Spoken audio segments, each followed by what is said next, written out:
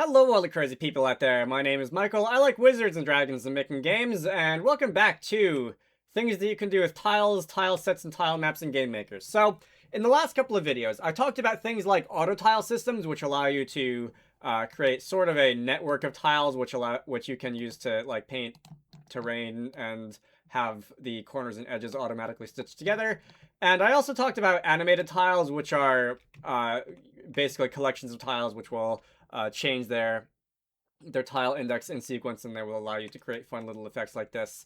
And there's one last thing that I'd like to talk about with regards to tiles, tile sets, and tile maps in GameMaker, and it's not going to be like a super interesting feature the way that the previous two things were, but I do still think that it can occasionally be useful anyway, and that is going to be tile brushes. So, if you have a pattern that you find yourself creating frequently in a room editor out of tiles, you might want to be able to like copy and paste different like configurations of tiles between like different areas.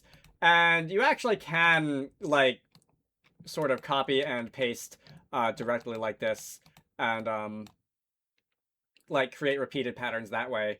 But something else you can do is you can use the brush builder feature in the tile set properties, and you can sort of use that as an automated way of doing that. So if you open up your brush builder, you're going to see something that looks kind of like a mini room editor. So you have your tiles that you can select, and you've got just a grid of tiles that you can paste stuff into. And if you wanted to, you can click on a tile, you can slap it down there, you could take another tile, slap it down there, create something like this. And this isn't like data that you can like work within your game, but it is, like I said, kind of just a scratch pad for miscellaneous bits of stuff that you want to glue together in your room editor. And if you were to go back to the room editor, and let me go to the brushes tab on the side over here in between tiles and libraries, we can see that we're just going to have the brushes that we created like this. You can click on one and it will automatically select like whatever the region of tiles that you define like this is. You don't have to like click and drag the region like that. You can just automatically select it like this, and you can use this as your template to like paste down the same pattern of tiles wherever you want. And it saves you the trouble of having to find an already instanced version of it in a room somewhere and copying and pasting. It's just right here in the tile editor, and it's right there for quick access. So you can obviously use this to create whatever pattern you want by hand. You can also click on your auto tile network that you might or might not have created earlier. Why is it not appearing now? It's supposed to appear. GameMaker, why are you being weird about this?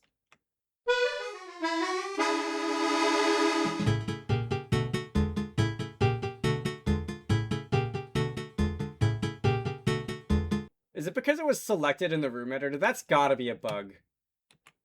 Now it's not doing it. Now I can... Okay. Wow. That was really bizarre.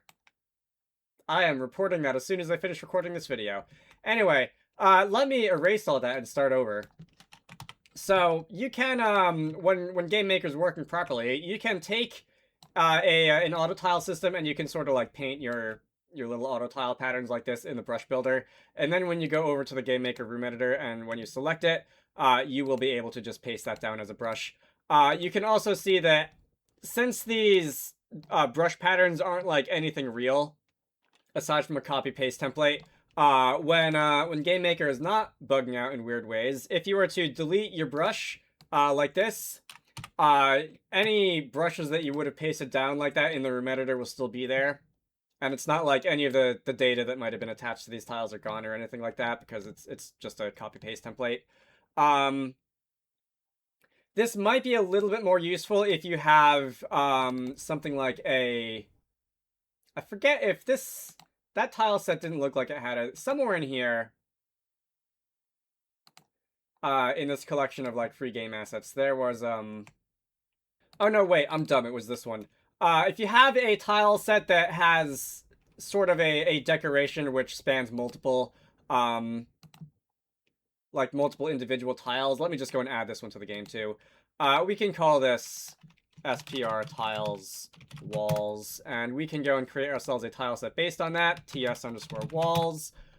We can go and assign that sprite to this tile set, and I can go into the brush builder and I can like create a brush based on that grid of 25 tiles instead of having to like do it one by one or copy and paste it if I were to ever put this into a room.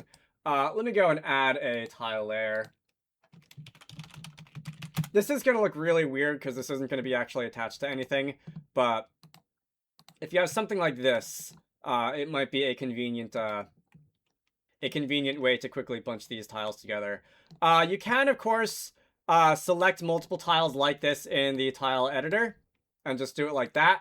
But having a brush like this might be a little bit faster. It's also especially convenient if you like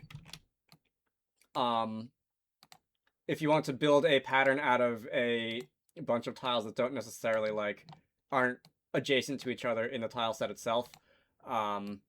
Which I don't have an example for on this particular tile set, but for example in the auto tiles when I was messing around with the brush with the auto tile earlier, that's not something that you could have just rectangle selected in the tile set in the room editor. Anyway, that's really all there is to it. Brushes are, I should probably have the game start in the other room.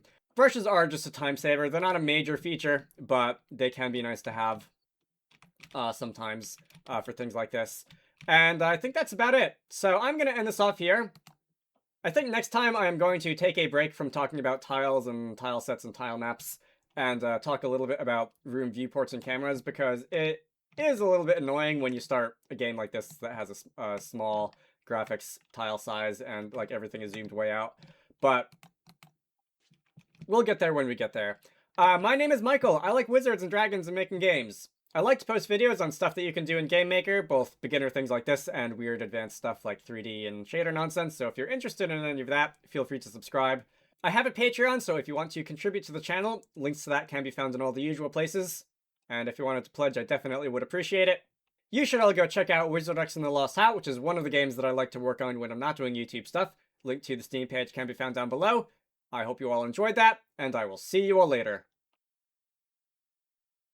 Special thanks to Zenjamin, Zach Robinson, Squarecrow, Spide-Eye Games, Pixelated Pope, Paradox, Manta Ray, GameMaker, Gamer Indie, Edward Holt, DJ Gibbles, Brenton, Bokeh Dev, and Arger the Naut for supporting these videos. If you would like to join these wonderful people, head on over to the Patreon page down in the video description to join the fun.